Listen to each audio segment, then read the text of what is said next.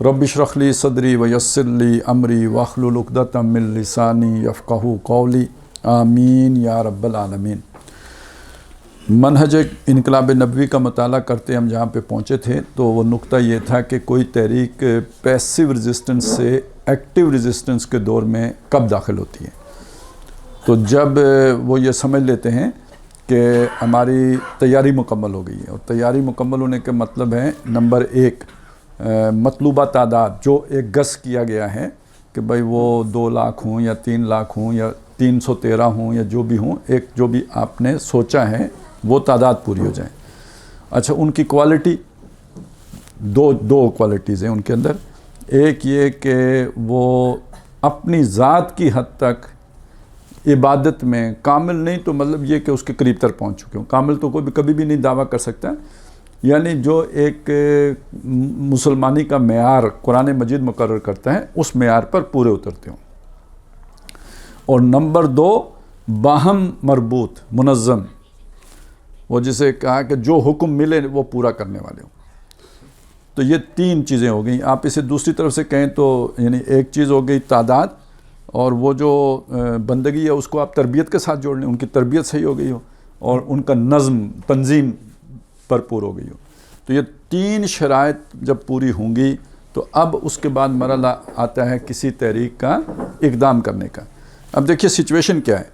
Situation ये है कि जो एग्जिस्टिंग सिस्टम है वो तो पहले ही इस तहरीक को उड़ा देना चाहता था। उड़ा सका इसलिए नहीं कि उसने जो इनसे छेड़छाड़ की तो ये पैसिव हो गए, इन्होंने रिटेलिएट नहीं किया तो उसे उड़ाने का जवाज़ नहीं मिला।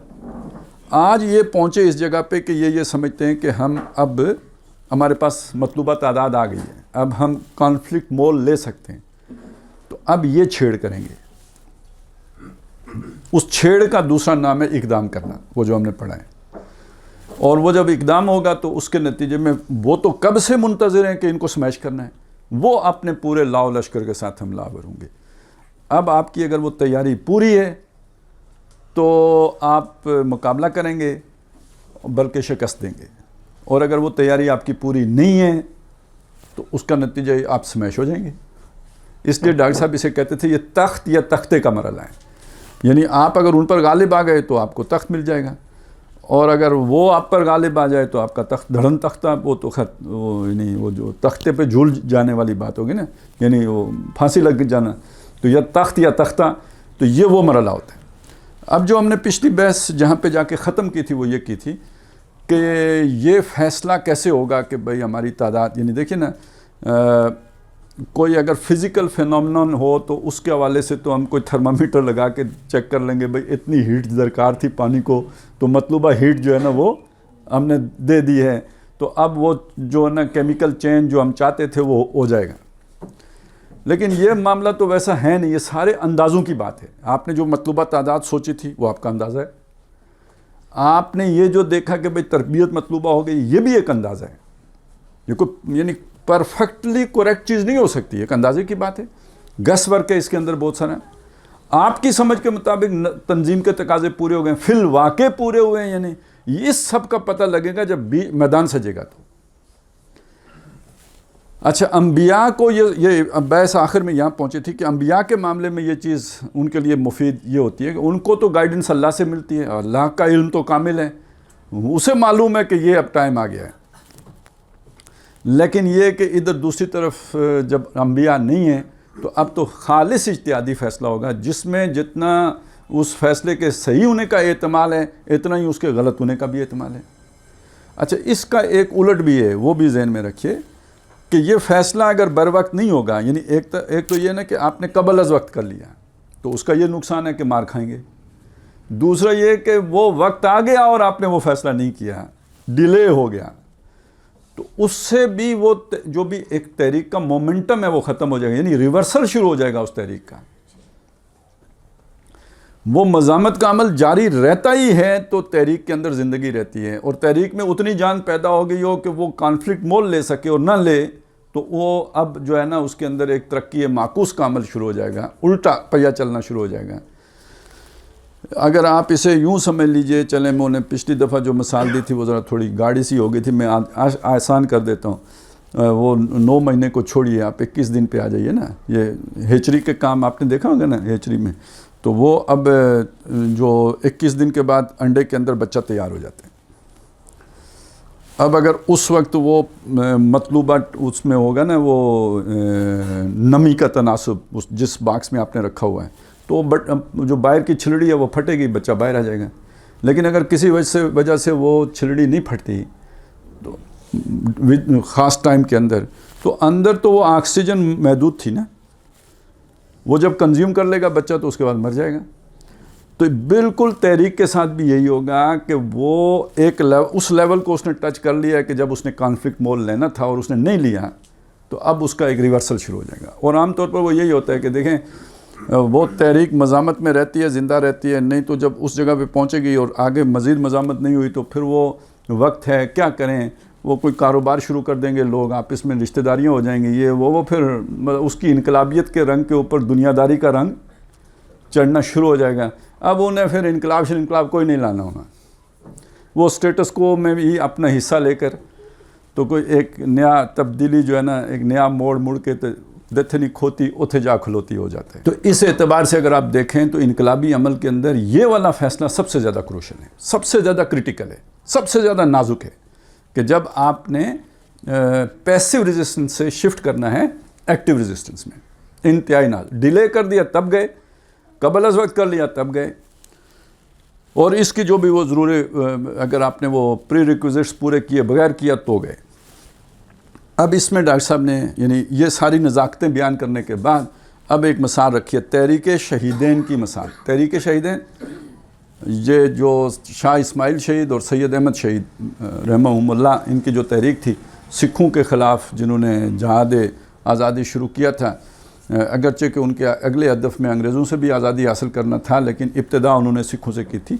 اور اس کے حوالے سے اب یہ بات آ رہی ہے، ہم یہ پڑھ لیتے ہیں. تحریک شہیدین کی مثال. بر صغیر پاک و ہند کے مسلمانوں کی تاریخ میں تحریک شہیدین کو جو مقام حاصل ہے وہ کسی سے مخفی نہیں. میں نے اپنا یہ تاثر بارہا عرض کیا ہے کہ دور صحابہ کے بعد ایک خالص اسلامی تحریک ہونے کے اعتبار سے تحریک شہیدین کے ہم پلہ کوئی دوسری تحریک مجھے نظر نہیں آتی. دور صحابہ یعنی صحابہ کرام کی جو تحریک ہے، جو اس کا اسلامی رنگ تھا اور اس کی جو اسلامی اسپرٹ تھی، اس پوری تاریخ میں اس کے ہم پلہ اگر کوئی مجھے تحریک نظر آتی ہے، ڈاکٹر صاحب کی رائے یہ ہے کہ وہ تحریک شہیدین ہے. اس تحریک کے قائد تھے سید احمد بریلوی رحمۃ اللہ علیہ، اور ان کے ہاتھ پر بیعت کرنے والوں میں شاہ ولی اللہ کے پوتے شاہ اسماعیل شہید بھی شامل تھے. تقوی، تدین، خلوص و اخلاص کا اتنا بڑا سرمایہ دور صحابہ کے بعد اسلامی تاریخ میں مجھے کہیں اور نظر نہیں آتا. انفرادی سطح پر بڑی بڑی عظیم شخصیتیں ہر دور میں نظر آتی ہیں. مجددین امت ہیں، ائمہ امت ہیں، محدثین کرام ہیں، فقہائے اعظام ہیں.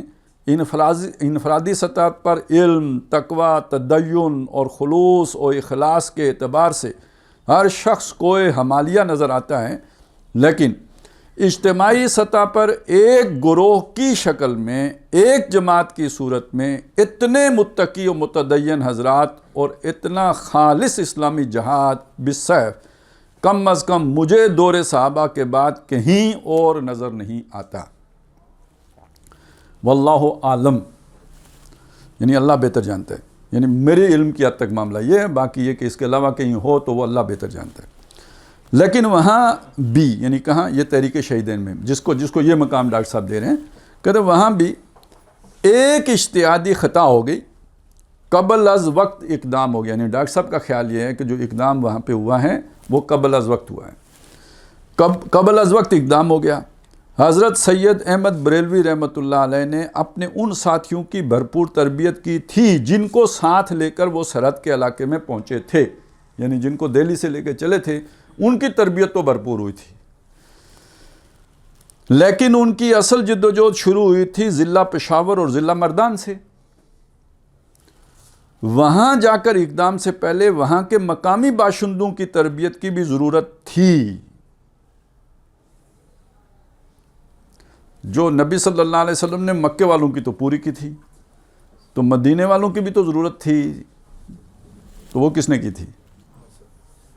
ہاں وہ حضرت مصعب بن عمیر اور ام مکتوم، ہاں عبداللہ ابن مکتوم، یہ دو شخصیتیں تھیں جنہوں نے وہاں جا کے حضور سے پہلے وہ قرآن مجید کے ذریعے سے وہ سارا کام کیا تھا، پھر بھی حضور نے آ کے 6 مہینے لگائے ہیں، اقدام سے پہلے 6 مہینے لگائے، مسلح تصادم کے لیے تو 2 سال مل گئے تھے۔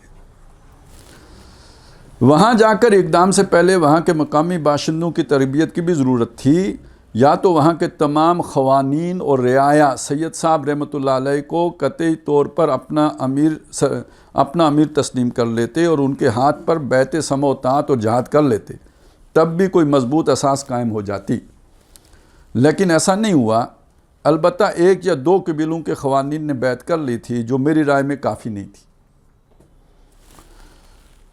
ہوا یہ کہ مقامی لوگوں کی تربیت سے پہلے اور وہاں اپنے آپ کو مستحکم یعنی کنسولیڈیٹ کرنے سے پہلے ایک طرف سکھوں کے ساتھ جنگ کا سلسلہ شروع کر دیا گیا اور دوسری طرف اسلامی شریعت کی حدود و تعزیرات نافذ کر دی گئیں۔ اب اگر آپ نے قوم کی تربیت نہ کی ہو اور اس کے اوپر شریعت نافذ کر دیں تو اصل میں ہم سب کو شریعت چاہیے، لیکن آپ یقین مانیں کہ ہم کو بھی وہ شریعت چاہیے جو ججوں پہ نافذ ہوتی ہے، جرنیلوں پہ نافذ ہوتی ہے، جو میرے اوپر نافذ ہونے کے لیے آئے گی تو اس کو ابھی 2 سال بعد بھی تو نافذ کیا جا سکتا ہے، آج ہی کرنی ضروری ہے۔ وہ علیحدہ بات ہے کہ وہ بیچارے جج بھی یہی سوچتے ہیں، یار باقیوں پہ پہلے کر لو، ہم پہ بعد میں کر لینا، ہم کوئی شریعت کے مخالف تو نہیں ہیں، لیکن یہ کوئی ضروری ہے کہ ہم سے ہی سٹارٹ لو آپ۔ تو وہ جو عاجز بیچارے جرنیل ہیں وہ بھی تو یہی مطالبہ کرتے ہیں۔ تو ہر ایک کا یہی مسئلہ ہے، تاجر بھی جو ہے نا وہ بھی یہی کہتے ہیں کہ باقیوں پہ کر لیں، ہم پہ آخر میں کر لیجئے گا۔ تو یہاں پہ بھی یہ ہوا کہ وہ خوانین جو تھے، جب آپ شریعت نافذ کرتے ہیں تو کہیں نہ کہیں کچھ نہ کچھ ذرا برا کچھ تکلیف تو پہنچتی ہے نا جی۔ چمی گویم مسلمانم بلرزم کے دانم مشکلات لا الہ، تو وہ مشکلات تو ہر ایک کو ملتی ہیں۔ اب یہاں پہ کیا ہوا، اب یہ جو جاگیرداری نظام ہوتا ہے نا، یہ پورا ایک برہمنی سوچ اس کے ساتھ ہوتی ہے۔ اب جاگیردار گویا ایک اسپیشل بریڈ ہے، جو اس کے مظاہرے ہیں وہ کمی کاری اور وہ جو ہے نا ایک شودر ٹائپ مخلوق ہے۔ یہ ایک یعنی معاشرہ اسی میں تقسیم ہو چکا ہوتا ہے۔ جب تک آپ نے ذہن سازی نہیں کی ہو، اس کو برابر کر دیں گے تو بڑے مسئلے بن جائیں گے، مطلب معاشرے کے اندر ایک بے چینی پیدا ہو جائے گی۔ اچھا یہاں پہ پتہ ہے کیا مسئلہ ہے؟ اصلی مسئلہ تو یہ تھا، لیکن دوسرا مسئلہ یہ بنا کہ اب اسلامی حکومت ہو تو زکوٰۃ کسے دیں گے جی آپ؟ وہ زکوٰۃ ہی کے مسئلے پہ حضرت عمر نے جہاد کیا تھا نا، تو حضرت ابوبکر صدیق رضی اللہ تعالیٰ نے، تو وہ جہاد تو اسی مسئلے پہ ہوا تھا۔ اب آپ سوچیں آج کے دور میں اگر اس صحیح والی اسلامی ریاست قائم ہو جائے تو زکوٰۃ کس کو جائے گی؟ اسٹیٹ کو جائے گی، زبردستی لے گی، تو تکلیف کس کو ہوگی؟ دیکھیں کتنی آ رہا ہے، کوئی کہہ رہے ہیں غریبوں کو تکلیف ہوگی، کوئی کہہ رہے ہیں فیوڈلز کو تکلیف ہوگی، کوئی کہہ رہے ہیں عوام کو تکلیف ہوگی۔ ادھر سے پیچھے سے کہیں حکما کی آواز بھی آ رہی ہے، میرے کانوں میں تک نہیں پہنچ رہی۔ ہاں بھائی، جو زکوٰۃ کے پیسے اکٹھے کرتے ہیں ان کو تکلیف ہوگی۔ کون کرتا ہے؟ ہاں جی، صرف مدارس نہیں ہیں، میری بات سنیں، مدارس تھے کبھی، اب نہیں ہیں۔ اب وہ یعنی مدارس سے وہ اس کو ڈائیورٹ کرنے کے لیے شوکت خانے بنائے گئے ہیں، وہ کیا نام ہے، وہ عیدی بنائے گئے ہیں تاکہ وہ ادھر ڈائیورٹ ہو۔ اس طرح کی اور بہت سی NGOs بنائی گئی ہیں، لیکن ان کے مفادات اس کے یہ قربانیوں کی کھالیں اکٹھی کرنے پہ لڑائیاں ہوتی تھیں یا نہیں ہوتی تھیں؟ تو جب آپ اسے اسٹیٹ کی طرف ڈائیورٹ کریں گے تو یہ ان سب کے پیٹوں میں مروڑ اٹھیں گے یا نہیں اٹھیں گے؟ وہ کہیں گے یار زکوٰۃ سے شروع، پہلے نماز کا نظام تو قائم کر لو۔ تو اب یہاں پہ بھی یہی ہوا، پتہ نہیں جن لوگوں کو آج سے یعنی 100 سال پہلے کا بھی اندازہ ہوگا جو نظام تھا نا، کیا تھا کہ یہ اتنے ذرائع نقل و حمل تو تھے نہیں، تو یہ جو ریموٹس ایریا ہیں ان میں یہی ہوتا تھا کہ بھائی ایک وہ جاگیردار ہے، اس کے دانے ہیں، باقی جتنے بھی یہ پروفیشنلز کہہ لیجئے، کوئی کسی نے بال کاٹنے ہیں، کسی نے جوتے بنانے ہیں، کسی نے کپڑے سینے ہیں، جو بھی اس طرح کے، اس سے وہ دانے والوں نے اس پورے سال کا دانے ان کو دے لینے، بدلے میں اس کی جتنی بھی ضرورتیں انہوں نے پوری کر دیں، جو جوتے چاہیے وہ انہوں نے دے دیے، جو اوزار چاہیے وہ لوہار نے بنا کے دے دینے، گھر بنانا ہے تو وہ مستری بنانے آ جائے گا، ٹھیک ہے، ان سب کی گھریلو ضرورتیں یہ پوری، انہی میں مولوی صاحب بھی ہیں۔ مولوی صاحب کے لیے کیا ہے؟ دانے ہیں، دانے علیحدہ ہیں، اور سارا عشر بھی مولوی صاحب کا ہے، زکوٰۃ بھی ہے اور فطرانہ بھی ہے، یہ سب سے بہتر پوزیشن میں ہوتے تھے۔ وہ باقیوں کے حصے میں صرف دانے آتے تھے، ان کو دانے بھی آتے تھے، عشر، زکوٰۃ، فطرانہ یہ بھی آتا تھا، اس کے علاوہ جمعرات کا پراٹھا علیحدہ ہوتا تھا، اور جمعرات کو تو روحیں آتی تھی، وہ نہیں کھاتی تھی، پراٹھا تو پکانا پڑتا تھا ان کو دکھانے کے لیے، تو وہ کون کھائے گا؟ تو یہ جب یہاں پہ انہوں نے کہا جی زکوٰۃ لے گی اسٹیٹ، تو مروڑ کہاں اٹھا؟ مولوی صاحب کو اٹھا۔ اس معاملے میں سب نے متفق ہو گئے۔ اصل تکلیف کدھر تھی؟ وہ خوانین کو تھی، جن کی وہ مونچھ ڈنگی ہو رہی تھی، انہوں نے مولویوں کو لگایا آگے، سب نے متفق کا مجمع علیہ فتویٰ دیا، اے وہابی نے تو واجب القتل نے۔ یہ تھی پیچھے کہانی، اس لیے زہر دی گئی تھی نا، سکھوں نے نہیں مارا، وہ تو کمزور پہلے ہو گئے تھے، یعنی وہ زہر خورانی کی وجہ سے شاہ صاحب تو بچ گئے، لیکن آپ کے جو بھی وہ جہادی لوگ تھے، جو ان کی جو کور ٹیم تھی، وہ بیشتر وہ زہر کھانے کی وجہ سے وہ شہید ہو گئے۔ تو اصل میں یہ انٹرنل سبوٹیج تھا، وہ تو بعد میں وہ ان کے ہاتھوں ہوا، جو سکھوں کے ہاتھوں۔ تو ایک طرف سکھوں کے ساتھ جنگ کا سلسلہ شروع کر دیا گیا، اور دوسری طرف اسلامی شریعت کے حدود و تعزیرات نافذ کر دی گئیں، جو مقامی لوگوں کے لیے بڑی شاک تھی۔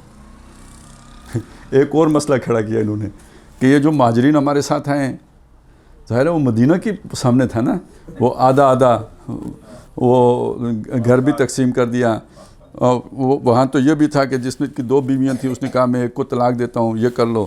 انہوں نے بھی کہا یہ جو مہاجرین آئے ہوئے ہیں ان کو اپنی بیٹیاں دو۔ تو میں آئیڈیلسٹکلی تو دیکھیں تو بالکل ٹھیک بات ہے، مطلب آپ کی بیٹی جوان ہے، کہیں دینی ہے، تو یہ اللہ کے سپاہی ہیں، ان کو دو۔ لیکن وہ اگر آپ نے مناسب تربیت نہ کی ہوئی ہو تو وہ جو ایک فیملی سٹرکچر ہے اس میں تو یہ بڑی توہین کی بات ہے، یہ کیسے ہو سکتا تھا؟ تو کافی ساری پرابلمز اس تربیت نہ ہونے کی وجہ سے پھر کھڑے ہو گئے۔ بڑی شاک تھی، چونکہ وہ لوگ ایک مدت سے دین کے صحیح و حقیقی علم سے ناواقف تھے، اور اگرچہ وہ مسلمان تھے لیکن ان میں اکثر حقیقی ایمان کی لذت سے آشنا نہیں تھے۔ نتیجہ یہ نکلا کہ ان کی اکثریت نے نہ صرف سید صاحب کا ساتھ چھوڑ دیا، بلکہ بعض با اثر خوانین نے سید صاحب کے خلاف سازشیں کی۔ آپ کو زہر دیا گیا، مجاہدین کے کیمپوں پر شب خون مارا گیا، اور بے شمار مجاہدین کو شہید کر دیا گیا۔ آپ کے خلاف مخبری کی گئی، اور سکھوں کو مجاہدین کے لشکر کی نقل و حرکت اور اس کی قوت و وسائل کی خبریں پہنچائی گئیں۔ الغرض مقامی لوگوں کی اکثریت کی ناپختہ سیرت و کردار اور عدم تربیت کے باعث یہ عظیم اسلامی تحریک دنیاوی اعتبار سے ناکام ہو گئی۔ میں نے تحریک شہیدین کا ذکر اس غرض سے کیا ہے کہ یہ بات واضح ہو جائے کہ تربیت کی کیا اہمیت ہے، اور اقدام کے مرحلے کے لیے صحیح وقت کا تعین کیا اہمیت رکھتا ہے۔ سید صاحب نے حسن ظن سے کام لیتے ہوئے مقامی لوگوں کو سچا اور پکا مسلمان سمجھ کر جو اقدام کیا، اچھا یہ حسن ظن آج بھی بہت سے مسلمانوں کو ہیں کہ بھائی یہ سمجھتے ہوئے کہ سارے مسلمان سچے اور پکے ہیں، ووٹ ہمیں دیں گے، وہ نہیں دیتے، ووٹ نہیں دیتے، جلسہ سننے آ جاتے ہیں، ووٹ دینے نہیں آتے۔ یہ سمجھتے ہوئے کہ یہ سارے سچے اور پکے مسلمان ہیں تو وہ خلافت کے لیے نصرت دے دیں گے، نہیں دیتے، کیا کریں؟ اس کے بعد بیعت بھی کر لیں گے۔ تو یہ یعنی یہ مغالطہ صرف ان کو نہیں ہوا کہ یہ سچے اور پکے، آج بھی بہت سے لوگوں کو یہ سچے اور پکے مسلمان ہونے کا مغالطہ ہے۔ یہی مغالطہ پوری عوام کو لگا کہ جب یعنی پاکستان کا مطلب کیا، لا الہ الا اللہ، تو پاکستان بنے گا تو اسلام آ جائے گا، نہیں آیا، کیونکہ سچے اور پکے نہیں تھے۔ تو یہ سچے اور پکے ہونے کا مغالطہ نیا نہیں ہے یہ کہ پرانا ہی نہیں ہے، پہلے سے چلا آ رہا ہے اور آج بھی موجود ہے۔ مقامی لوگوں کو سچا اور پکا مسلمان سمجھ کر جو اقدام کیا اور سکھوں سے جنگ کا سلسلہ شروع کر دیا تو میرے نزدیک یہ خطا تھی، لیکن یہ بات جان لیجئے کہ یہ خطا اجتہادی ہے، اور اہل سنت کے نزدیک خطا اجتہادی پر بھی آخرت کا اجر محفوظ رہتا ہے۔ دنیا کا جو نقصان ہو گیا، آخرت کا اجر محفوظ رہتا ہے۔ ایک انسان اپنی امکانی حد تک غور کرنے کے بعد اپنی رائے میں صحیح فیصلہ کر رہا ہے، اس نے سوچ بچار اور غور و تدبر میں کوئی کمی نہیں چھوڑی ہے، اور اس کے بعد اس نے اقدام کیا ہے، تو اس کا اور اس کے ساتھیوں کا اخروی اجر و ثواب بالکل محفوظ ہے، اس میں قطعاً کوئی کمی نہیں ہوگی۔ لیکن دنیاوی اعتبار سے وہ جد و جہد، وہ تحریک ناکام ہو جائے گی۔ یہ بات نہ صرف ماضی کے لیے بلکہ آئندہ کے لیے بھی ہے۔ بہرحال کسی تحریک میں وہ وقت آتا ہے کہ جب اس کے قائد کو اقدام کا فیصلہ کرنا ہوتا ہے، لیکن اس کے لیے ضروری ہوگا کہ پوری طرح سوچ و بچار کر کے حد استعداد کے مطابق حالات کا پورا جائزہ لے کر اور اپنی جمعیت کی تعداد اور اس کی تربیت کو پوری طرح تول کر اقدام کا فیصلہ کرے، اور اس میں بھی اس کا تمام تر توکل اللہ ہی کی ذات پر ہونا چاہیے کہ اللہ تعالیٰ ہی اصل حامی و ناصر ہے۔ این سعادت بازور بازو نیست تا نہ بخشد خدائے بخشندہ۔ لیکن اس کا معنی آتا ہے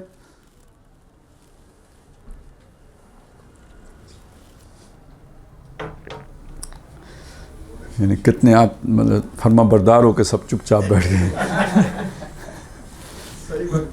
اللہ تعالیٰ کی دین ہے، اپنے بازو سے نہیں حاصل ہوتی ہے۔ این سعادت یعنی یہ خوش نصیبی بزور بازو کے زور سے نیست نہیں ہے، تا نہ بخشد جب تک کہ نہ بخشے خدائے بخشندہ، وہ بخشنے والا خدا، جب تک وہ نہ بخشے یہ اپنے زور بازو سے حاصل کی جانے والی سعادت نہیں ہے۔ لیکن تحریک کا فائدہ اور اس کے ساتھی ذہناً اس کے لیے تیار رہیں کہ ہو سکتا ہے کہ کوئی خطا ہو جائے، اس لیے کہ اب کوئی نبی نہیں ہے، کوئی معصوم نہیں ہے، یعنی صحیح فیصلہ بھی ہو سکتا ہے اور فیصلہ غلط بھی ہو سکتا ہے۔ سیرت مطہرہ میں اقدام کا مرحلہ کب آیا؟ اب آ گئے حضور صلی اللہ علیہ وسلم۔ ان تمہیدی باتوں کے بعد میں سیرت مطہرہ علی صاحب الصلاۃ والسلام کا وہ دور آپ حضرات کے سامنے لا رہا ہوں کہ جس میں یہ صبر محض یعنی پیسو ریزسٹنس کا مرحلہ تبدیل ہوا راست اقدام یعنی ایکٹیو ریزسٹنس کی شکل میں۔ اور میں یہاں یہ بھی گزارش کر دوں کہ چونکہ میرا احساس یہ ہے کہ سیرت مطہرہ کے اس مرحلہ اور اس دور پر تحقیقی کام بہت کم ہوا ہے، بلکہ انقلاب محمدی کے منہج عملی کی تفہیم کے نقطہ نظر سے تو اس جانب قطعاً توجہ نہیں دی گئی ہے۔ چنانچہ مجھے اس سلسلے میں ان دنوں میں سیرت النبی علیہ صاحب الصلاۃ والسلام کی قدیم و جدید کم و بیش 6 کتابوں کا مطالعہ کرنا پڑا ہے۔ ایک نقشہ تو پہلے ہی سے ذہن میں تھا، لیکن ظاہر بات ہے کہ تفصیل اور استدلال کے ساتھ اس بات کو آپ کے سامنے رکھنا تھا، لہذا کتب سیرت کے بھرپور مطالعے کے بعد یہ حقائق میں پیش کر رہا ہوں۔ یار وہ جو پچھلا وہ جو تحریک شہیدین کو ڈاکٹر صاحب نے جوڑا ہے سیرت صحابہ کے ساتھ، وہ تھا اس میں اپنے حوالے؟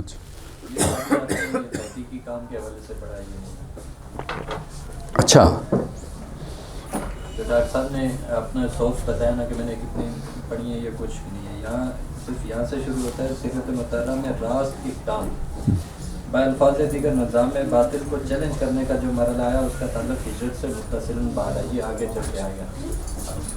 اچھا چلو، ویسے دیکھیں نا میرا سینس صحیح کام کر رہا ہوتا ہے نا، یہ نہیں ہوگا تو یہ ہوگا۔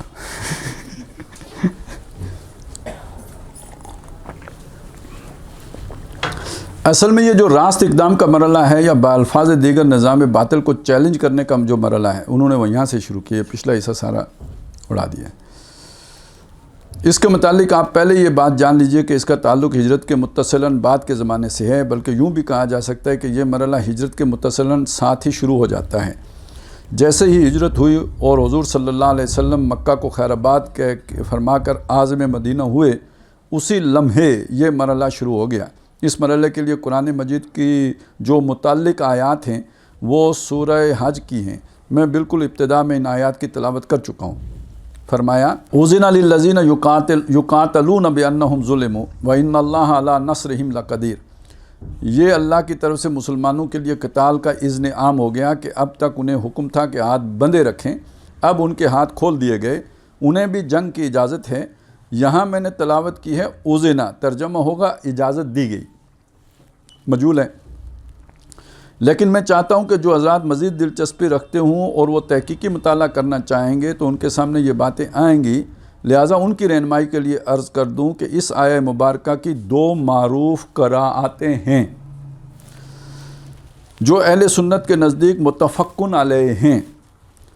ایک ہے اوزنا للذین یقاتلون، دوسری ہے آزنا للذین یقاتلون۔ اس میں دونوں جو مجہول تھے، اس پچھلی میں دونوں جو آ رہے ہیں نا فعل، دونوں مجہول، اوزنا بھی مجہول آ رہے ہیں، یقاتلون بھی مجہول آ رہے ہیں۔ اور یہ جو دوسری جو قرات ہے اس میں آزنا، نہیں امر نہیں ہے، ماضی ہے لیکن معروف ہے، ماضی معروف ہے۔ اور للذین یقاتلون، یقاتلون بھی معروف ہے، ترجمے میں فرق ابھی بتایا۔ فرق یہ ہے کہ اوزنا کی جگہ آزنا اور یقاتلون کی جگہ کی بجائے یقاتلون ہے۔ ہمارے یہاں یہ 2 قراءتیں ہیں، ان دونوں کے اعتبار سے مراد میں فرق نہیں آئے گا، مراد میں فرق نہیں آئے گا۔ اول ذکر قراءت میں صیغہ مجہول ہے، ترجمہ یوں ہوگا اجازت دی گئی ان لوگوں کو جن پر جنگ ٹھونس دی گئی، ان کو اجازت دی گئی۔ گویا اس میں اشارہ کیا جا رہا ہے کہ قریش نے تو کوئی کمی نہیں کی کہ میں نے کوئی کمی، یعنی جنگ پہلے انہوں نے گویا مکہ ہی میں شروع کر دی تھی، ان کو جنگ میں ہاتھ اٹھانے کی اجازت نہیں تھی، اب ان کو بھی اجازت دے دی گئی۔ اس صورت میں یہ معنی بنے گا۔ میں نے آپ حضرات کو بتایا تھا کہ جسمانی تشدد کا سلسلہ سن 490 سے شروع ہو چکا تھا۔ صحابہ اکرام رضوان اللہ تعالیٰ علیہم کو 8-9 برس ہو گئے ہیں مصائب و شدائد اور مشکلات و تکالیف کو جھیلتے ہوئے۔ قریش کی طرف سے کھلم کھلا ظلم ہو رہا تھا، انہوں نے تو اہل ایمان پر جنگ ٹھونسی ہوئی تھی لیکن اہل ایمان کے ہاتھ بندھے ہوئے تھے، ان کو جوابی کارروائی کرنے کی اجازت نہیں تھی، مگر اب ان کے ہاتھ بھی کھولے جاتے ہیں، ان کو بھی اجازت ہے کہ اینٹ کا جواب پتھر سے دیں۔ یہ اس اوزنا للذین یقاتلون یوں ہوگا اس کا مفہوم۔ اچھا، ازنا اور یقاتلون یعنی معروف کے صیغہ میں قرات کی جائے تو ترجمہ ہوگا اللہ نے اجازت دے دی ہے۔ اب چونکہ معروف ہے تو پھر وہ فائل بھی اس کے اندر جو ہے نا وہ موجود ہے، تو اللہ نے اجازت دے دی کس کو؟ للذین آمنو، یعنی ایمان والوں کو اجازت دے دی کو کہ جو جنگ کر رہے ہیں، یقاتل، یہ جنگ کر رہے ہیں نا، اب کہ یہ جنگ کرنے کی اللہ نے ان کو اجازت دے دی ہے، جو جنگ کر رہے ہیں اللہ کی راہ میں۔ اس ترجمے سے ایسا ظاہر ہوگا کہ شاید یہ آیت جنگ کے دور کے شروع ہونے کے بعد نازل ہوئی ہے۔ چنانچہ ایک رائے یہ بھی ہے کہ یہ 2 ہجری کے ماہ صفر میں نازل ہوئی ہے، اس لیے کہ اگر یقاتلون پڑھیں گے تو مطلب ہوگا گویا صحابہ کی طرف سے جنگ کا آغاز ہو چکا، کیونکہ اب یہ لڑ پڑے ہیں اور اللہ تعالیٰ کی طرف سے اس کی توثیق کی جا رہی ہے۔ اگر پہلا ترجمہ کریں گے تو گویا یہ پیشگی اجازت ہوگی بغیر صحابہ کے اقدام کے۔ یہاں یقاتلون سے مراد ہوگا قریش کا وہ سارا رویہ جو ہجرت تک رہا۔ میرا ایک وجدانی خیال ہے، وہ میں عرض کر دیتا ہوں، وہ یہ ہے کہ یہ آیات نازل ہوئی ہیں اثناء سفر ہجرت میں، جب حضور مکے سے مدینے کی طرف آ رہے تھے تو رستے میں نازل ہوئی ہیں۔ سفر میں کم از کم 20 دن لگے ہیں اور 12 ربیع الاول 1 ہجری کو حضور کا مدینہ منورہ میں ورود مسعود ہوا ہے۔ اس اعتبار سے 12 ربیع الاول کی تاریخ بڑی اہمیت کی حامل ہے، یہی حضور کی تاریخ وفات ہے۔ اب آیت کا اگلا حصہ دونوں ترجموں کے ساتھ کہ چونکہ ان پر ظلم کیا گیا ہے اور یقیناً اللہ ان کی نصرت و مدد اور حمایت پر قادر ہے۔ اس آیت کے متصلاً بعد والی آیت میں فرمایا الذین اخرجوا من دیارہم بغیر حق الا ان یقولوا ربنا اللہ، یہ وہ لوگ ہیں جو ناحق اپنے گھروں سے نکال دیے گئے محض اس جرم اور قصور کی پاداش میں کہ وہ کہتے ہیں کہ ہمارا رب اللہ ہے۔ اس آیہ مبارکہ کے بعد والے حصے کا ترجمہ اور شرح وقت کی کمی کی وجہ سے چھوڑ رہا ہوں۔ یہ سورہ حج کے 40ویں رکوع کی آیت ہے، اس کا آپ خود مطالعہ کر لیجئے۔ یہ سورہ حج کی 40ویں آیت ہے، اس کا آپ خود مطالعہ کر لیجئے گا۔ اس سلسلہ آیات کا اختتام ہوتا ہے اس عظیم آیت پر کہ الذین امکناہم فی الارض اقاموا الصلاۃ و آتوا الزکاۃ و امروا بالمعروف و نہوا عن المنکر وللہ عاقبۃ الامور. یہ وہ لوگ ہیں کہ اگر ہم ان کو زمین میں تمکن اور اقتدار عطا فرمائیں تو وہ نماز قائم کریں گے اور زکوٰۃ ادا کریں گے، نیکی کا حکم دیں گے اور بدی سے روکیں گے، اور تمام معاملات کا انجام تو اللہ ہی کے پاس ہے. اس آیت سے یہ بات مترشح ہوتی ہے کہ مدینہ منورہ میں نبی کریم صلی اللہ علیہ وسلم اور صحابہ کرام رضوان اللہ علیہم کو جو تمکن فی الارض عطا کیا جانے والا تھا اور اس میں جو توسیع ہونے والی تھی، یعنی وہ پھیلنے تھا، تو یہ آیت گویا حزب اللہ اور اسلامی انقلاب کے منشور یعنی مینیفیسٹو کی حیثیت رکھتی ہے. جیسے آج کل کوئی سیاسی جماعت الیکشن میں حصہ لیتی ہے تو اپنے ایک منشور شائع کرتی ہے کہ اگر ہمیں اقتدار حاصل ہو جائے گا تو ہم کیا کریں گے اور ہمارا رویہ کیا ہوگا.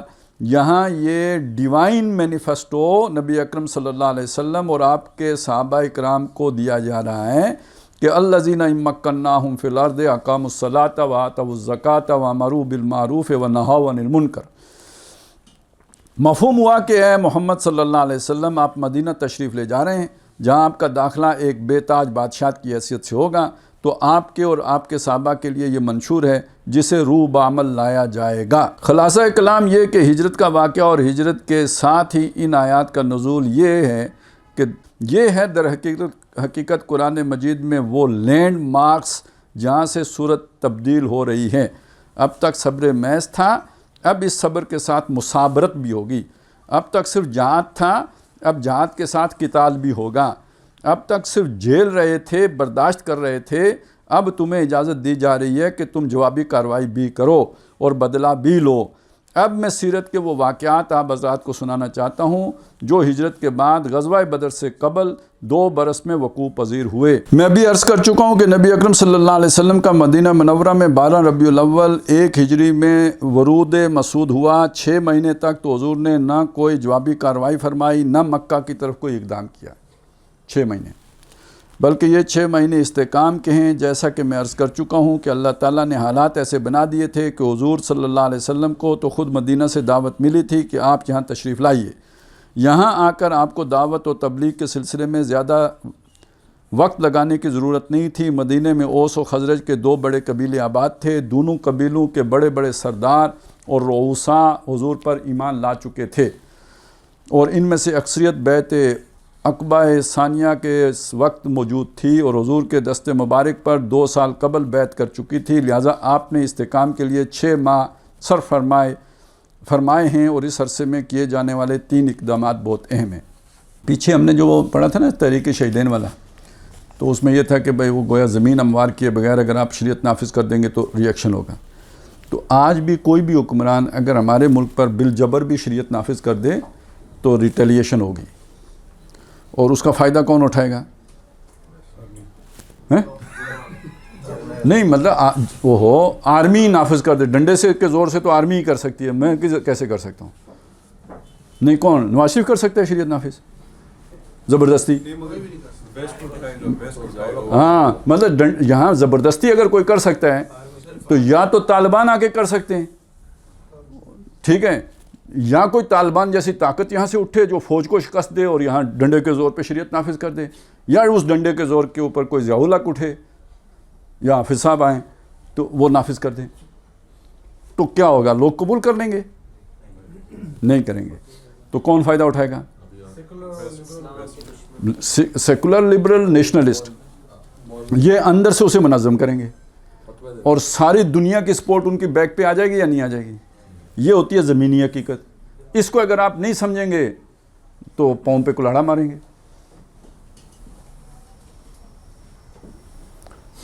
اس لیے میں نے کہا تھا نا کہ یہاں اگر آپ اس طرح کریں گے، ویسے تو مختلف طریقے سے کہا تھا نا، یہ کہ یہ فوج بھی نہیں لا سکتی، یہ بھی کہا. میں نے یہ بھی کہا ہوا ہے کہ اگر کوئی لے آئے گا تو یہ عورتیں ہی بگا دیں گی. اور آپ دیکھیں ایران میں عورتوں نے بگایا ہے، وہ پوری فورس ختم کروا دی ہے. جس نے وہ ایک لڑکی کو مارا ہے نا، وہ جو ان کی وہ پتہ نہیں امر بالمعروف نہیں، وہ ختم کرا دیا پورا محکمہ. تو اچھا، تو یہاں پہ اب مدینے میں 6 ماہ آپ نے لگائے ہیں. اب آگے چلیں. مدینے میں حضور صلی اللہ علیہ وسلم ان 6 ماہ میں کیا اقدامات کیے ہیں؟ پہلا فوری اقدام اقامت صلاۃ سے متعلق تھا، اس لیے کہ منشور الہی کی پہلی شک یہی ہے۔ چنانچہ حضور صلی اللہ علیہ وسلم نے پہلا کام جو کیا وہ تھا مسجد نبوی کی تعمیر۔ اس کے لیے جگہ کا انتخاب، پھر اس کا حصول، پھر تعمیر کا آغاز۔ اس تعمیر کا یہ پہلو ضرور سامنے رکھیے کہ حضور صلی اللہ علیہ وسلم اس میں بنفس نفسی شریک رہے ہیں، گارا اٹھا کر دے رہے ہیں، پتھر اٹھا کر دے رہے ہیں۔ یوں سمجھیے کہ آپ نے ایک مزدور اور کارکن کی حیثیت سے مسجد نبوی کی تعمیر میں حصہ لے کر اپنے آباء و اجداد کی سنت کی تجدید فرمائی۔ وہ ابراہیم علیہ السلام اور اسماعیل علیہ السلام نے جو وَإِذْ يَرْفَعُ إِبْرَاهِيمُ الْقَوَاعِدَ مِنَ الْبَيْتِ وَإِسْمَاعِيلُ، بیت اللہ کی دیواریں اٹھائی تھیں حضرت ابراہیم اور حضرت اسماعیل علیہ السلام نے، تو مسجد نبوی کی تعمیر میں محمد رسول اللہ صلی اللہ علیہ وسلم کی توانائیاں اور آپ کی محنت کا پسینہ بھی اس کے گارے میں شامل تھا۔ دوسرا اقدام آپ نے فرمایا، اس کا عنوان ہے مواخات۔ یہ بہت بڑا کام تھا، مہاجرین کو مدینہ کی آبادی میں مدغم و ضم یعنی انٹریگیٹ کرنا، تاکہ وہ اس معاشرے میں علیحدہ طبقہ کی حیثیت سے نہ رہ جائیں بلکہ اس کا ایک جزو لا ینفک بن جائیں۔ مہاجرین میں جو اہم لوگ تھے ان کے بالکل سگے بھائیوں کی طرح انصار کے ساتھ رشتے کرا دیے۔ مواخات کا یہ اقدام داخلی استحکام کے لیے بڑی اہمیت کا حامل تھا۔ مواخات کا یہ معاملہ سیرت مطہرہ کے ابواب میں ایک نہایت اہم باب ہے۔ ایسی کوئی دوسری مثال شاید ہی تاریخ سے مل سکے، پوری انسانی تاریخ سے۔ یقین سے نہیں کہا جا سکتا، ممکن ہے کہ انبیاء اور رسول کی تاریخ میں ایسے واقعات ہوئے ہوں جو ہمارے علم میں نہ ہوں، لیکن معلوم تاریخ میں اس کی کوئی نظیر نہیں ملتی۔ انصار نے مہاجرین کے لیے اپنے گھر تقسیم کر دیے، دکانیں تقسیم کر دیں۔ ایک انصاری صحابی کے بارے میں یہاں تک آتا ہے کہ ان کی 2 بیویاں تھیں، وہ اپنے مہاجر بھائی کو گھر میں لے گئے۔ چونکہ اس وقت تک حجاب کا حکم نہیں آیا تھا، لہٰذا انہوں نے پیشکش کی کہ ان میں سے جو تمہیں پسند ہو میں اسے طلاق دیتا ہوں، آپ اس سے نکاح کر لیں، اس لیے کہ میں یہ گوارہ نہیں کر سکتا کہ میرے گھر میں 2 بیویاں ہوں اور میرے بھائی کا گھر آباد نہ ہو۔ یہ مواخات بھی نہایت انقلابی اہمیت کا حامل اقدام ہے۔ آپ کو معلوم ہے کہ انسان کی سرشت کے اندر جو کمزوریاں ہیں، اس میں طبقاتی تفاوت و امتیاز اور کشمکش بہت خوفناک ہوتی ہے۔ اوس و خزرج میں قبائلی اور طبقاتی کشمکش اور عصبیت پہلے سے موجود تھی، لیکن اسلام یہ تو اتنی تھی کہ آپس میں لڑتے تھے، لیکن اسلام اور پھر رسول اللہ صلی اللہ علیہ وسلم کے بنفس نفیس ورود سعید نے اس کو ختم کیا۔ لیکن اس کے باوجود کچھ عرصہ بعد ہی منافقین اور یہود کسی نہ کسی بہانے سے اس چنگاری کو بھڑکانے کی کوشش کرتے رہتے تھے۔ اسی طریقے سے اگر مہاجرین اور انصار کا اس طرح ادغام و انضمام نہ کر دیا گیا ہوتا، یہ کرکٹر کے نام نہیں ہے، ضم کر دینا انضمام ہے اور ادغام مدغم کر دینا مطلب گڈمڈ کر دینا۔ ان کے مابین مواخات قائم نہ کر دی گئی ہوتی تو ہو سکتا تھا کہ بہت سی داخلی مشکلات پیدا ہو جاتی۔ منافقین اور یہود نے اس کی موقع بموقع کوششیں کیں، لیکن اچھا یہ گورے بڑے چلاک ہیں، جو ان سے نہیں پڑھا جاتا نا اس کا آدھا سا نام لے لیتے ہیں۔ وہ انضمام پڑھنا کتنا مشکل ہے آپ اندازہ لگا سکتے ہیں، اور انہوں نے نام ہی انزی رکھ لیا۔ یعنی ہم پیار سے انزی کہتے ہیں، اصل مسئلہ پیار سے انزی کہنے کا نہیں ہے، گورے سے ادا ہی نہیں ہوتا۔ وہ آپ اسے جب کہیں گے نا انزی مین، وہ بڑا بہت مشقت کر کے کہنا پڑتا ہے۔ ہاں اپنے بھی کرتے ہیں۔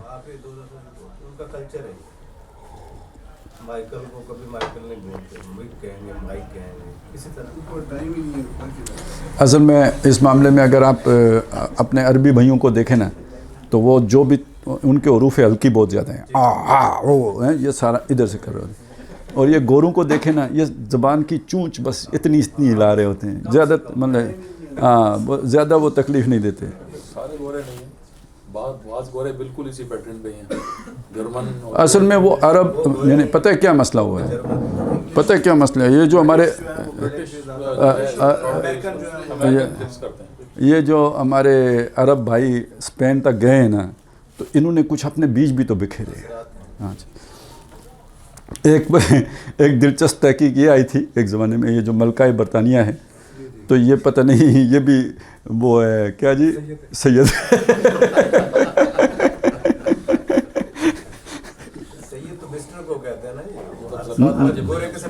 وہ سر پورا سلسلہ نسب جوڑا ہوا تھا، جا کے حضرت حسن سے ملایا ہوا تھا، مسٹر والا نہیں تھا، اہل بیت والا سید تھا. اس لیے ان کو زکوٰۃ نہیں دیتے ہم لوگ. ٹھیک کرتے ہیں, ان سے لیتے ہیں.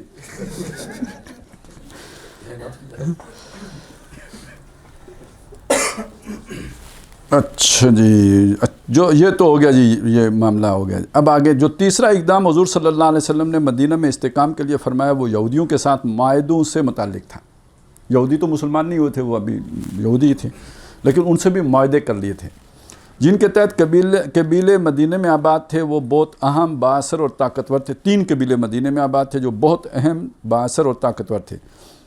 یعنی وہ سمجھ لیں جیسے ہمارے ہاں میڈیا, عدلیہ اور وہ مقدسیہ ہوتے ہیں, تو وہ حیثیت ان کی تھی.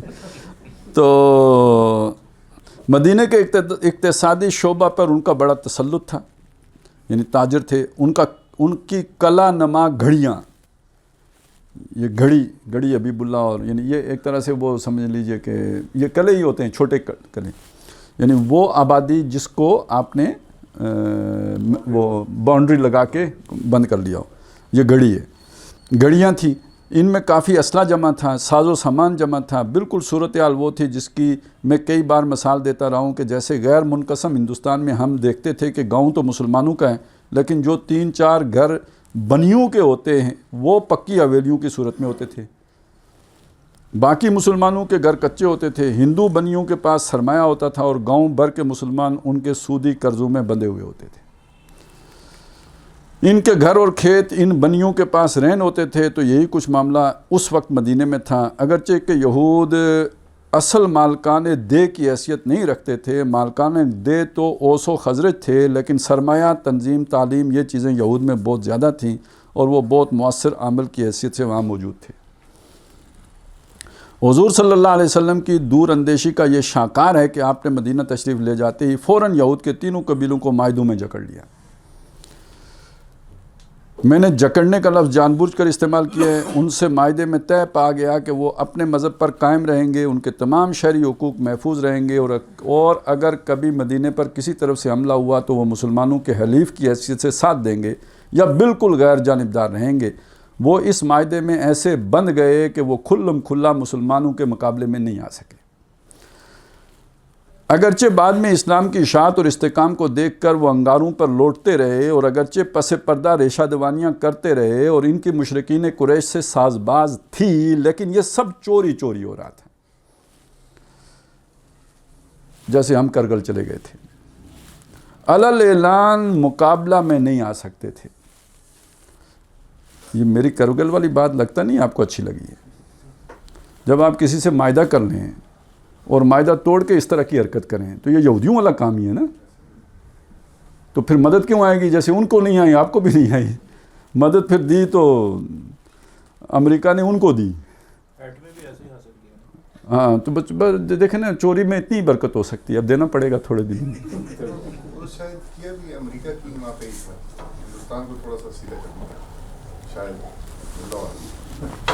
چلیں دیکھتے ہیں اس کا کیا ہوگا, آگے دیکھیں. بعض اوقات وہ جو ہے نا وہ کسی لشکر میں اچانک کوئی داؤد بھی آ جاتے ہیں, یہ بھی ہوتا ہے. تو علل اعلان مقابلے میں نہیں آ سکتے تھے, اسی لیے میں نے اس کیفیت کو جکڑ بندی سے تعبیر کیا. مختصراً یہ کہ نبی اکرم صلی اللہ علیہ وسلم نے یہودیوں کے 3 قبیلوں کو معاہدوں کا پابند بنانے کے لیے جو اقدام فرمایا وہ ہر لحاظ سے دور اندیشی اور فراست و ذہانت کا ایک شاہکار تھا. اچھا, اب یہ وہ میثاق مدینہ ہے, ٹھیک ہے, کہنے کو تو میثاق ہے, لیکن اس کے پیچھے جو نبی صلی اللہ علیہ وسلم کی حکمت عملیہ وہ یہاں آپ کے سامنے آ رہی ہے. اچھا, اس میثاق مدینہ کا حوالہ جب کوئی پرویز مشرف دے گا تو وہ کس معنی میں دے گا؟ وہ یہ ایک بالکل سیکولر معنی میں دے گا, سرنڈر کے معنی میں دے گا. یہی صلح حدیبیہ کے ساتھ ہوتے ہیں, یہی صلح حدیبیہ کے ساتھ ہوتے ہیں. اور میرا خیال یہ تھا کہ جو ریاست مدینہ والا بھی یہ تصور جو تھا نا, یہ یعنی ایک مدینہ کی ان کی سوچ کے مطابق جو مدینہ کی ریاست ہے وہ ایک سیکولر سٹیٹ تھی کہ جس میں یہودیوں کو بھی اپنی مذہب پر پوری آزادی تھی, اور یہ تھا اور وہ تھا. تو یعنی اس طرح کا ایک معاملہ ہے. خیر چلیں, تو رہ ہی گیا. اس اقدام نے اسلامی تاریخ میں نہایت اہم اور مثبت کردار ادا کیا اور بلا شبہ یہ نہایت اہم اقدام تھا۔ راست اقدام کا مرحلہ، بہرحال یہ 6 مہینے ہیں ربیع الاول سے لے کر رمضان 1 ہجری تک کہ اس دوران آپ نے کوئی مہم باہر نہیں بھیجی۔ 6 مہینے آپ نے مدینہ میں اپنی پوزیشن کو مستحکم کرنے اور ہجرت کی وجہ سے اسلامی انقلابی جماعت کے جو 2 عناصر ہو گئے تھے یعنی مہاجرین اور انصار، ان کو باہم شیر و شکر کرنے اور بنیان مرصوص بنانے میں صرف فرمائے۔ اس کے بعد راست اقدام کا مرحلہ شروع ہوتا ہے۔ وہ مرحلہ کیا ہے؟ اس کو صرف تاریخی اعتبار سے سمجھنے کے بجائے نبی اکرم صلی اللہ علیہ وسلم کے منہاج انقلاب کے نقطہ نظر سے سمجھنے کی کوشش کیجیے۔ حضور نے 8 فوجی مہمیں مکہ کی طرف روانہ فرمائیں، جن میں سے 4 میں حضور صلی اللہ علیہ وسلم بنفس نفیس شریک ہوئے۔ یہ بدر سے پہلے کی 8 مہمیں ہیں، لہٰذا انہیں غزوات کہا جاتا ہے، لیکن واضح رہے کہ یہ وہ غزوات ہیں جو غزوہ بدر سے پہلے کے ہیں۔ عام طور پر ہمارا جو تصور و تاثر ہے وہ یہ ہے کہ پہلا غزوہ بدر ہے، پہلی باقاعدہ جنگ یقیناً غزوہ بدر ہے۔ غزوہ عربی میں کہتے ہیں اللہ کی راہ میں نکلنے کو۔ اب یہ ایک مسئلہ ہے، اس کو ذرا سمجھ لیجئے گا، اس لیے کہ غزوہ ہند کے مسئلے پہ لوگوں نے بڑی عجیب و غریب قسم کی، کسی نے سیدھی چھلانگیں بھی لگائی ہیں اور کسی نے الٹی بھی لگائی ہیں، اور سیدھی جنہوں نے لگائی ہیں انہوں نے کہا کہ یہ ایک ایسا غزوہ ہوگا کہ جس میں نبی صلی اللہ علیہ وسلم بھی بنفس نفیس شریک ہوں گے، کیونکہ غزوہ تو اس جنگ کو کہتے ہیں جس میں حضور شریک ہوتے ہیں ٹھیک ہے، تو ایسی بھی اس میں جو ہے نا باتیں کی گئی ہیں۔ تو لیکن اصل میں جو بات سمجھ لیجئے تو پھر بات ساری صحیح واضح ہو جائے گی۔ غزوہ عربی میں کہتے ہیں اللہ کی راہ میں نکلنے کو، اور غزوہ خاص ہو گیا اس مہم کے لیے جس میں نبی صلی اللہ علیہ وسلم بنفس نفیس نکلے ہوں، یہ بعد میں خاص ہوا۔ یعنی سرایا بھی جنگ کو کہتے ہیں، غزوہ بھی جنگ کو کہتے ہیں، تو بعد میں جو ہمارے سیرت نگار ہیں انہوں نے غزوہ اس جنگ کو قرار دیا جس میں نبی صلی اللہ علیہ وسلم شریک ہوں، اور جس میں آپ صلی اللہ علیہ وسلم نے شرکت نہ فرمائی ہو اسے سرایا کے طور پہ رہنے دیا۔ اب سمجھ میں آ گئی؟ تو جب وہ حدیث بیان ہوئی تو اس وقت غزوہ کا یہ معنی نہیں تھا جو آج مروج ہے، اس وقت غزوہ معنی جنگ لیا جاتا تھا، تو جب کہا غزوہ ہند ہوگا تو جنگ ہوگی۔ یہ تو آپ نے بعد میں اس کو ڈیفائن کیا ہے کہ ہم غزوہ صرف اس جنگ کو کہیں گے جس میں نبی صلی اللہ علیہ وسلم خود شریک ہوں۔ اب وہ جو حدیث ہے اس میں تو غزوہ کا لفظ پہلے آ چکا اور اس معنی میں نہیں آیا ہے جو آپ کا اصطلاحی معنی ہے، بلکہ لغوی معنی میں آیا ہے۔ تو حضور کے اپنے اس جنگ میں حصہ لینے کی کوئی ضرورت نہیں ہے، یعنی آپ کی پاک فوج اکیلے بھی لڑ سکتی ہے، کافی ہے۔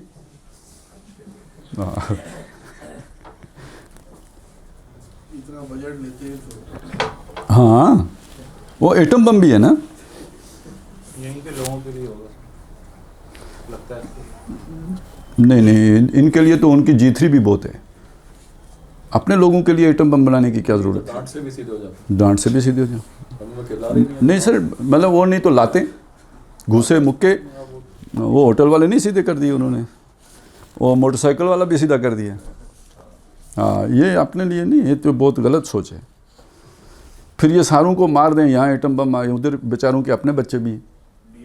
وہ تو یہاں باہر ہیں، یہاں سر تو DHA کا کو بنایا ہے، وہ تو ریٹائرڈ ہے نا، وہ ان کی ضرورت کشمیر بھی بنے گا DH۔ نہیں خود بھی تو ادھر ہی رہتے ہیں ادھر نہیں ہے۔ سر، ریٹائرڈ ہی تو سسر ہوتے ہیں نا۔ سب کے بچے فوج میں اکثریت، اور سسر کے گھر سالہ صاحب بھی ہوتے ہیں، ساری خدائی ایک طرف اور کیا ہے جی جوروں کا بھائی ایک طرف، اس پہ ایٹم بم ماریں گے یار؟ دیکھیں یہ سلیم العقل نہیں ہے آپ۔ سلیم جو ویسٹ میں ہے آج کل۔ اچھا چلیں، عاصم سلیم چلیں ادھر چھوڑ گئے، سلیم ادھر ہے۔ چلیں، ہمارے پاس بھی تو منیر ہے نا۔ حافظ صاحب، ہاں عاصم منیر۔ چلیں جی، غزوہ عربی میں کہتے ہیں اللہ کی راہ میں نکلنے کو، اور غزوہ خاص ہو گیا اس مہم کے لیے جس میں نبی اکرم صلی اللہ علیہ وسلم بنفس نفیس نکلے ہوں۔ تو ابتدائی 6 ماہ کے بعد 4 فوجی مہمیں وہ ہیں جن میں حضور صلی اللہ علیہ وسلم خود مدینے سے باہر نکلے، اور 4 سرایا ہیں۔ سریہ اس فوجی مہم کو کہا جاتا ہے کہ آپ نے کوئی مہم بھیجی یا کوئی لشکر روانہ فرمایا اور کسی صحابی کو اس کا سربراہ یا سپہ سالار مقرر فرما دیا، خود آپ اس میں شامل نہیں ہوئے۔ ان 8 مہموں کے حالات و واقعات کو ہمارے اکثر سیرت نگار اور مورخین نے بمشکل तमाम बमुश्किल तमाम 2 या 3 सफ़ात में समेट लिया, यानी इस पर ज़्यादा गुफ्तगुएं नहीं की।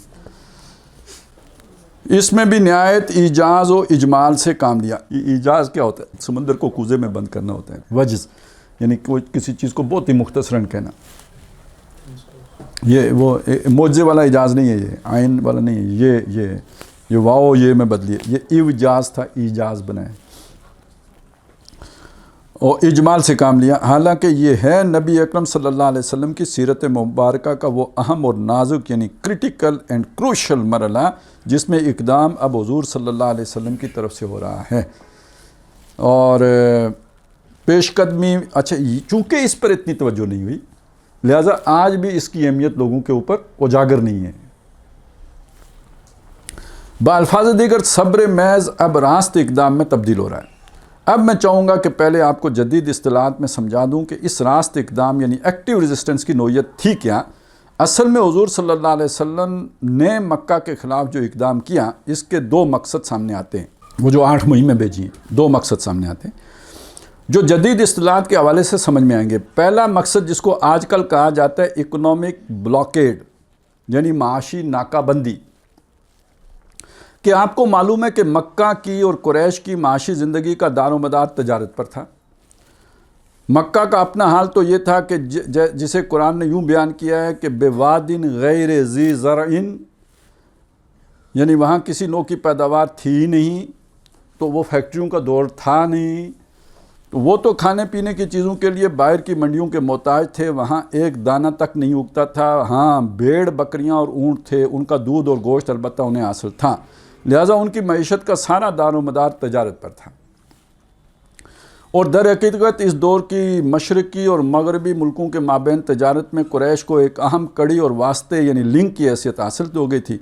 आप गौर कीजिए कि आजकल नहर सवेज़ की कितनी अहमियत है, कुछ अरसे के लिए बंद हो जाए तो तजारत का क्या हाल हो जाएगा। हालांकि दूसरे रास्ते मौजूद हैं जो तवील पड़ेंगे, इसके सिवा और कुछ नहीं, लेकिन जिस ज़माने में कोई और रास्ता था ही नहीं, ये जनूबी अफ्रीका से हिंदुस्तान और मशरक़ी एशिया से बहरी रास्ते तो 15वीं सदी ईस्वी में दरियाफ्त हुए हैं। लिहाजा मशरक़ और मगरब की तजारत हुज़ूर की बेसत के दौर में अरब के रास्ते से होती थी। होता यह था कि हिंदुस्तान, इंडोनेशिया, मलेशिया और दूसरे मशरक़ी ममालिक का सारा सामान तजारत बड़ी बड़ी कश्तियों के ज़रिए यमन के साहिल तक पहुँचता था। उधर मगरब के ममालिक यानी यूनान, इटली, बल्कान की रियासतों का सारा सामान तजारत शाम के साहिलों पर उतर जाता है। यानी अब जो ये शाम कह लें, फ़लस्तीन कह लें, ये इसराइल जो ये इलाके शाम के साहिलों पे उतर जाता है। इस तरह यूरोप के ममालिक का सामान तजारत बोयरा रूम से होकर इधर पहुंचता था और उधर बोयरा अरब और बोयरा हिंद से होकर मशरक़ी ममालिक और जज़ायर का सामान तजारत यमन पहुंच जाता था। अब इनके माबैन कारोबार की जो सारी नकलो हमल यानी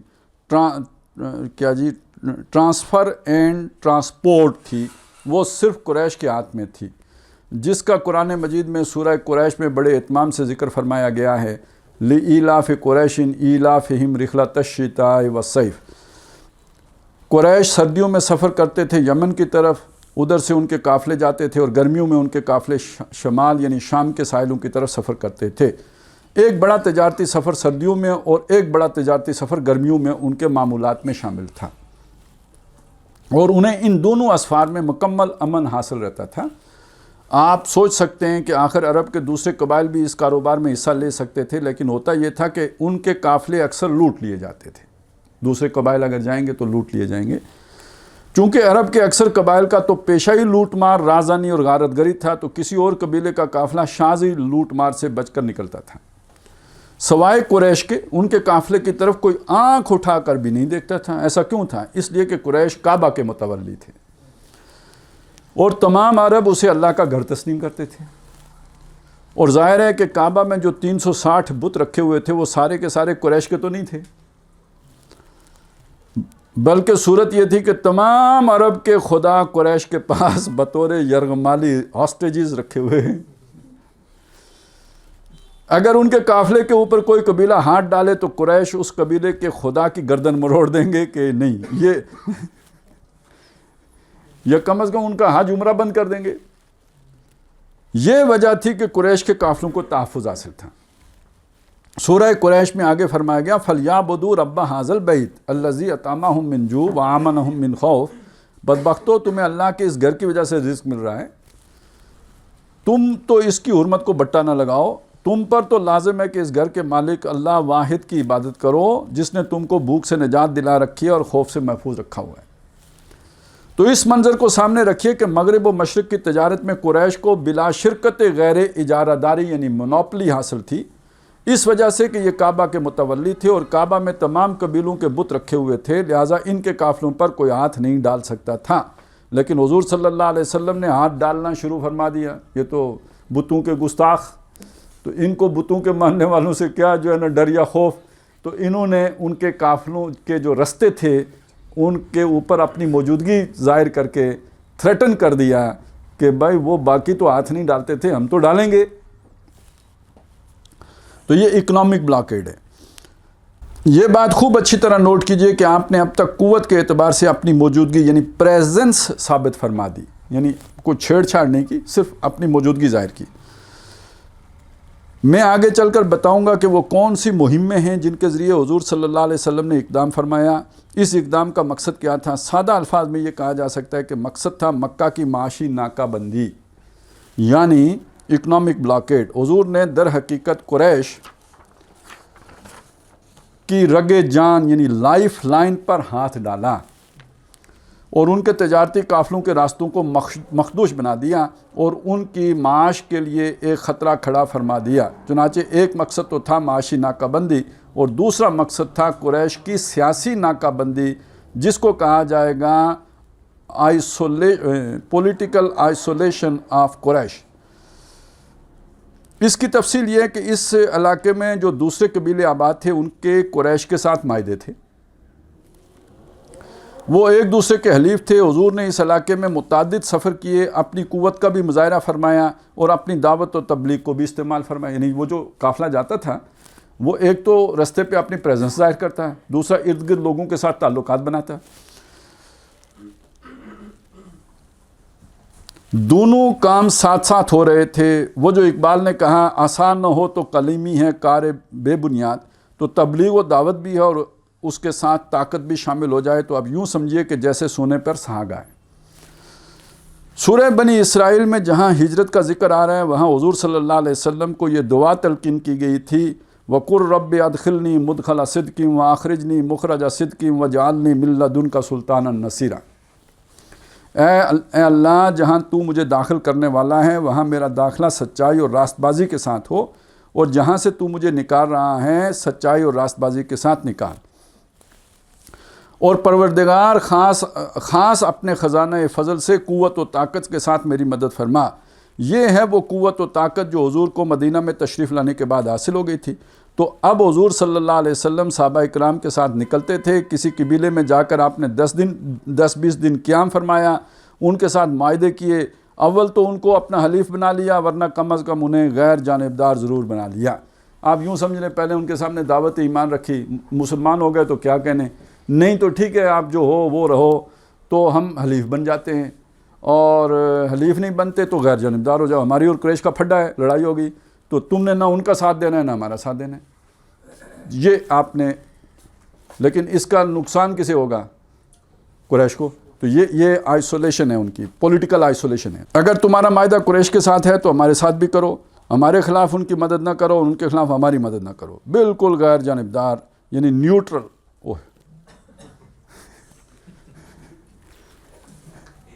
یعنی یہ سنت سے نیوٹرل ہونا بھی ثابت ہو گیا ہے یا نیوٹرل کرنا ثابت ہو گیا، ہونا تو نہیں ثابت ہوا، نیوٹرل کرنا ثابت ہو گیا، یعنی بالکل غیر جانبدار ہو جاؤ۔ یہ ہیں حضور صلی اللہ علیہ وسلم کے وہ اقدامات جن کو میں جدید اصطلاحات کے حوالے سے isolation and political containment of Quraish قرار دیتا ہوں۔ یہ کنٹینمنٹ آف چائنا میں بھی دونوں باتیں ہی ہوں گی نا، وہ ان کا رستہ بھی روکنا اور ان کا اثر و رسوخ بھی روکنا، تو یہ کنٹینمنٹ آف قریش ہے۔ ان مقاصد کے لیے 4 سفر تو حضور نے بنفس نفیس فرمائے اور 4 مہمیں ایسی ہیں کہ جن میں آپ شریک نہیں تھے۔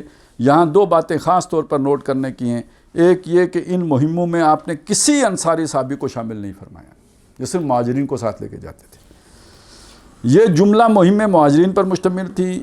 اس کی وجہ جہاں تک میں سمجھاؤں یہ تھی کہ بیعت عقبہ ثانیہ کے موقع پر انصار نے عرض کیا تھا کہ آپ مدینہ تشریف لے آئیے، اگر قریش نے آپ کی وجہ سے مدینہ پر حملہ کیا تو ہم آپ کی اسی طرح حفاظت کریں گے جیسے اپنے اہل و عیال کی کرتے ہیں۔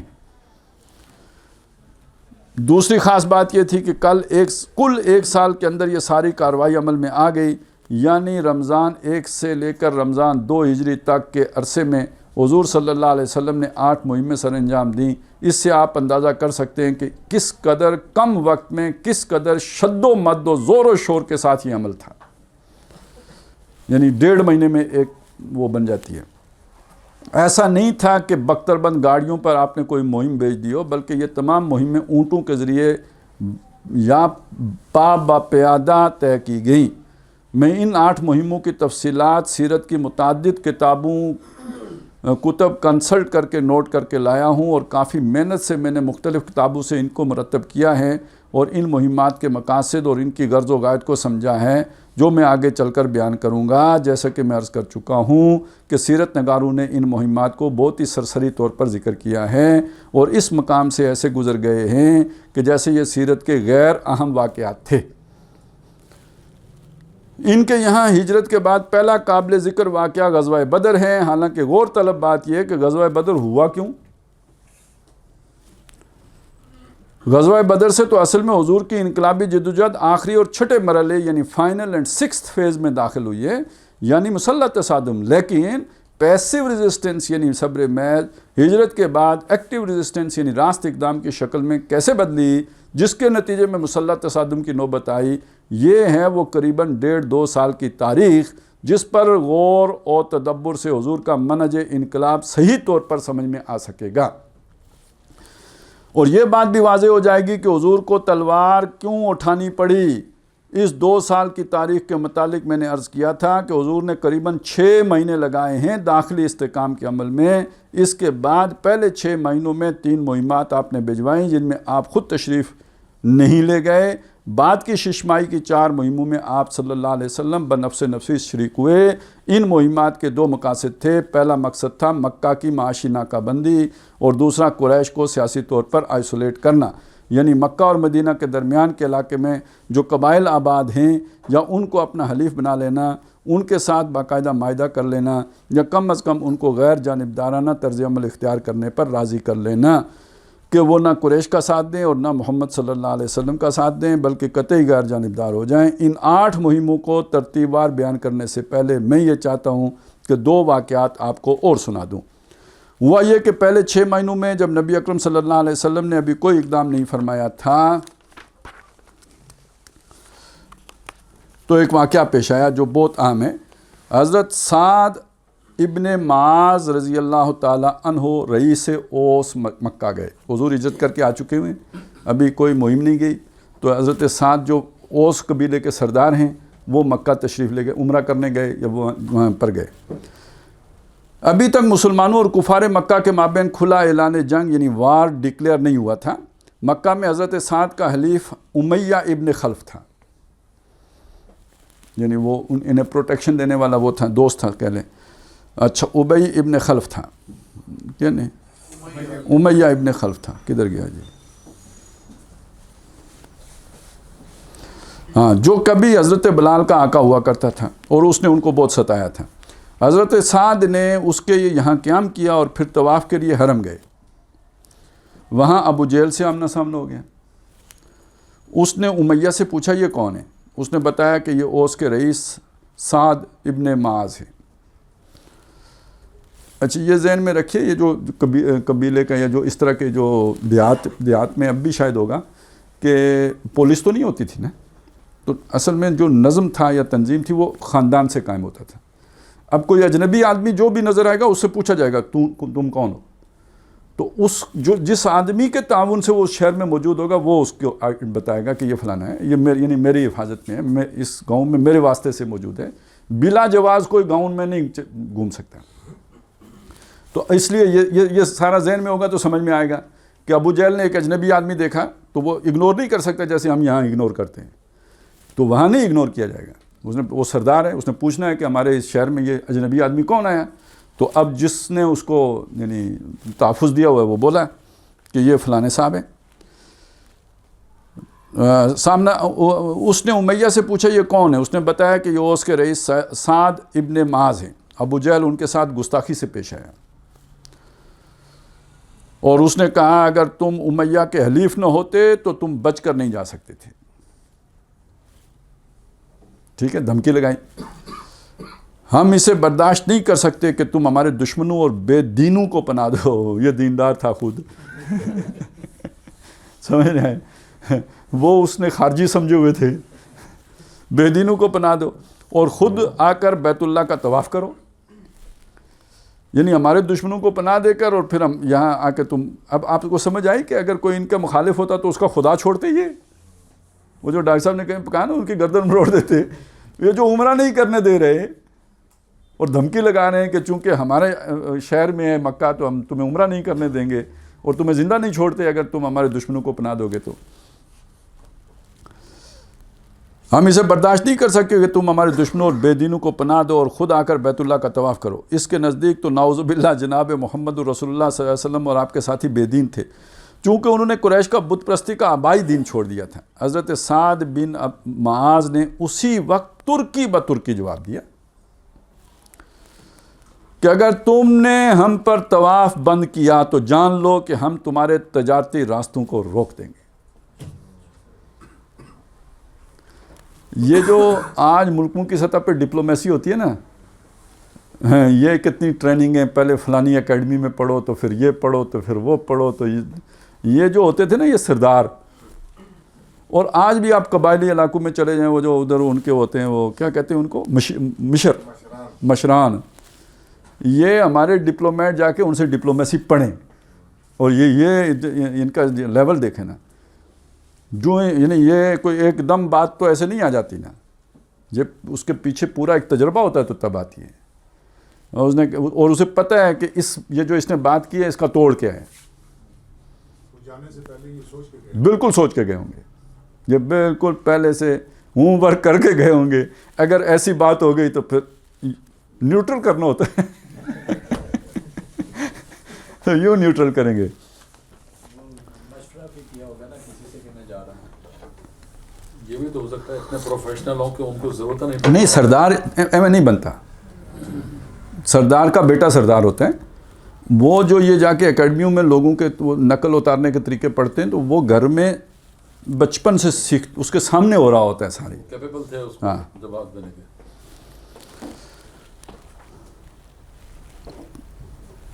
روک دیں گے. یہ واقعہ سیرت النبی میں موجود ہیں. سیرت النبی سے مراد یہ جو شبلی نعمانی والی اور سید سلیمان ندوی والی. دیکھیے ان واقعات سے حقائق کو سمجھنا ضروری ہے کہ کس طرح انقلاب محمدی صلی اللہ علیہ وسلم کا منہاج مختلف مراحل سے گزرا ہے.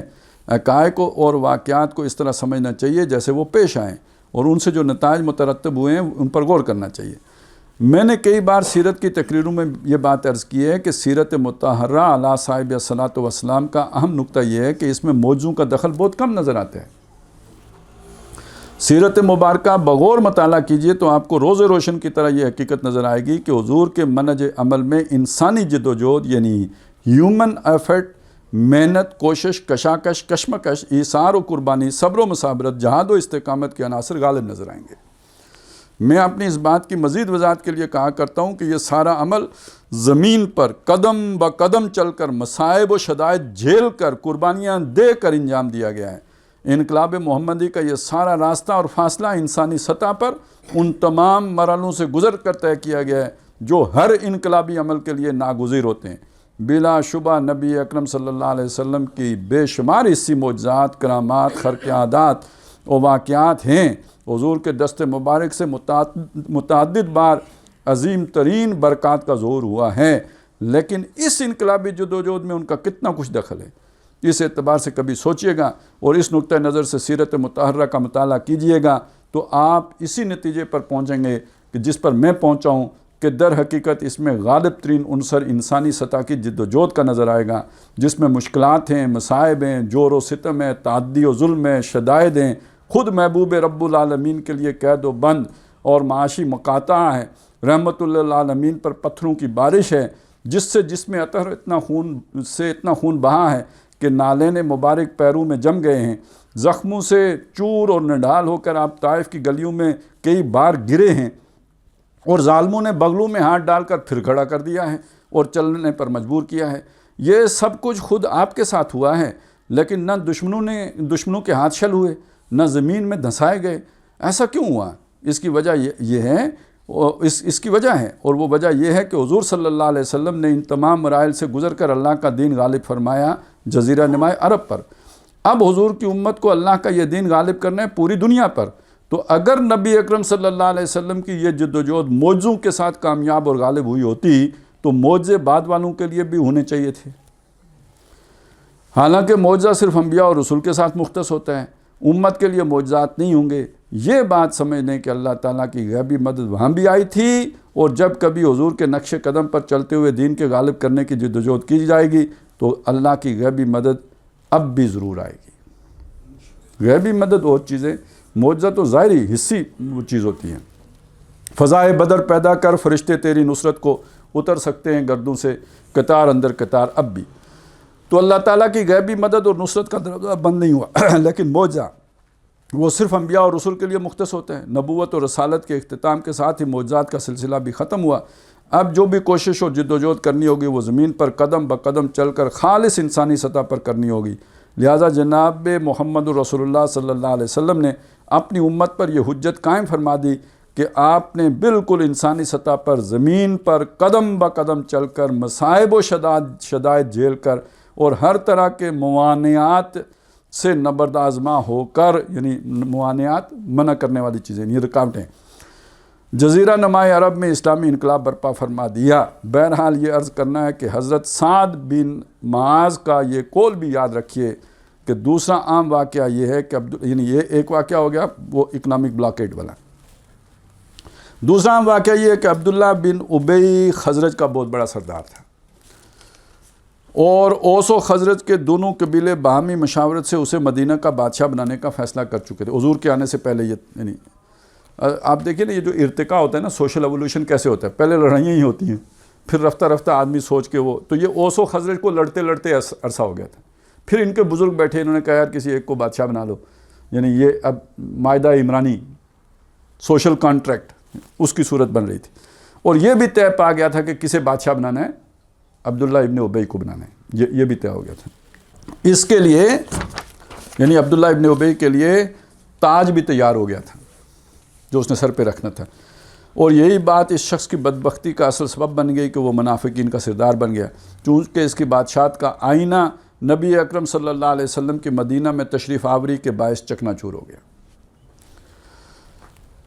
اب پتہ نہیں مجھے ابھی فیض حمید صاحب یاد آ گئے وہ بھی بس چیف بننے میں ایک آنچ کی کسر رہ گئی تھی، تو خراب ہو گیا کام۔ اب ان بے تاج بادشاہ صلی اللہ علیہ وسلم کے ورود مسعود کے بعد اس باتاج بننے والے کے لیے گنجائش کہاں رہی؟ وہ ایمان تو لے آیا، چونکہ دونوں قبیلے ایمان لے آئے تھے، لیکن پہلے ہی دن سے اس کے دل میں جو نفاق کا بیج پڑا تو وہ پروان چڑھتا ہی چلا گیا۔ اس کے پاس قریش کے خطوط آ رہے تھے کہ تم حضور اور آپ کے ساتھ مہاجرین کو مدینہ سے باہر نکالو، تم کھڑے ہو جاؤ۔ آڈیو لیک میں جو چیف جج صاحب کو کوئی کہہ رہا ہے میں آ رہا ہوں تو تم کھڑے ہو جاؤ، تمہیں اقدام کرنا چاہیے، ہماری مدد کی ضرورت ہو، ہم لشکر لے کر آنے کے لیے تیار ہیں، وغیرہ وغیرہ وغیرہ وغیرہ وغیرہ وغیرہ، آپ سمجھ گئے ہیں۔ اس کی یہ ریشہ دوانیاں ابتدائی سے شروع ہو گئی تھیں۔ میں نے نبی اکرم صلی اللہ علیہ وسلم کے استحکامات کے متعلق جو 3 اقدامات آپ کو گنوائے تھے، ان میں چوتھا یہ بھی شامل کیجئے کہ آپ بنفس نفیس چل کر عبداللہ ابن ابی کے پاس تشریف لے گئے، اس کے گھر گئے۔ حالانکہ یہ بھی ہو سکتا تھا کہ حضور اس کو طلب فرماتے اور خود انتظار فرماتے، لیکن اور دلیل سے اسے سمجھایا اور فرمایا دیکھو اگر تم نے کوئی اقدام کیا تو کیا اپنے بھائیوں کے خلاف جنگ، اگر تم نے کوئی اقدام کیا تو کیا اپنے بھائیوں کے خلاف جنگ کرو گے؟ حضور اسے سمجھا رہے ہیں کہ تمہارا سارا قبیلہ ایمان لا چکا ہے، اگر تم نے اس طرح کی کوئی حرکت کی جو ہمارے علم میں آئی ہے تو اچھی طرح سوچ لو کہ اس کا نتیجہ کیا ہوگا، تمہیں اپنے بھائی بندوں کے خلاف جنگ کرنا پڑے گی۔ میں سمجھتا ہوں کہ اسی وجہ سے اسے کوئی عملی اقدام کرنے کی جرت نہیں ہوئی، اگرچہ وہ ساری عمر سازشیں اور ریشہ دوانیاں کرتا رہا جیسے یہودی کرتے رہے، لیکن اسے کبھی بھی کھلم کھلا سامنے آنے کی ہمت نہیں ہوئی۔